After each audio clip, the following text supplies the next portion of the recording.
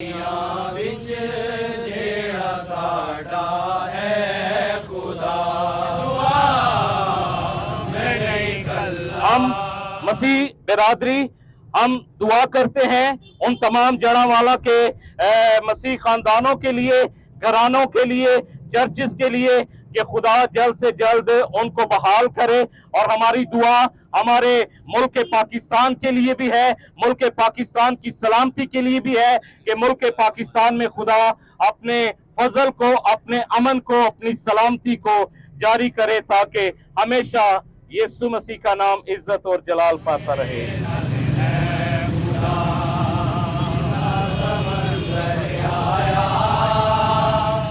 जी, मेरा नाम पंडित अशोक कुमार है। मैं डेर इसमाइल खान रिहायशी हूँ और इस दिलखराश वाक़या जो रूनुमा हुआ है जड़ावाला में, इसमें एहतजाज में हम भी अपने मसीह भाइयों के शाना बशाना खड़े हैं और एहतजाज कर रहे हैं, जितनी भी हिंदू बरादरी है। और हम ये हुकूमत पाकिस्तान से और हुकूमत पंजाब से इल्तिजा करते हैं, रिक्वेस्ट करते हैं कि जो चर्चेज़ को जलाया गया है उनको बहाल किया जाए, उनकी तामीर की जाए।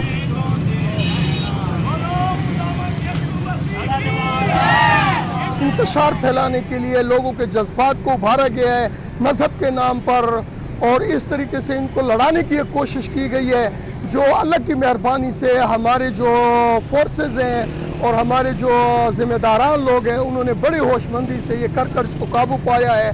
और अक़लियतों का हमने हमेशा तहफ़्फ़ुज़ किया है। हमारे इस्लाम में हमारे नबी करीम सल्लल्लाहु अलैहि वसल्लम ने भी ये हमें बार बार अहादीस में मौजूद है कि उनको जो है बिल्कुल हर मौका पर, हर जगह पर, हर जंग में इनको तहफ़्फ़ुज़ दिया गया है। मैं उस सानिया के बारे में इतना ही कहूँगा कि वो जो कुछ हुआ है जहालत पे मबनी ही था। हालांकि ये मुल्क, ये सरज़मीन सबकी है और अहले मसीह जितने भी हैं, ईसाई भी, उनके लिए भी ये ज़मीन उनका भी हिस्सा है। इस पे रहने के लिए उनका भी हक़ है। जिस तरह मुसलमान इस सरज़मीन पे रह रहे हैं, वो भी बस रहे हैं। सब ने मिलकर इस मुल्क को लिया है, सब मिलकर इसके अंदर हंसी खुशी के साथ रहें। जो कुछ वहाँ पे हुआ है वो वाकई इंसानियत के ख़िलाफ़ था, बरखिलाफ़ था। दिलखराश वाक़या रूनुमा हुआ, हमने देखा खेतों के अंदर ख़वातीन ने, मर्दों ने, बच्चों ने जाकर रात गुजारी।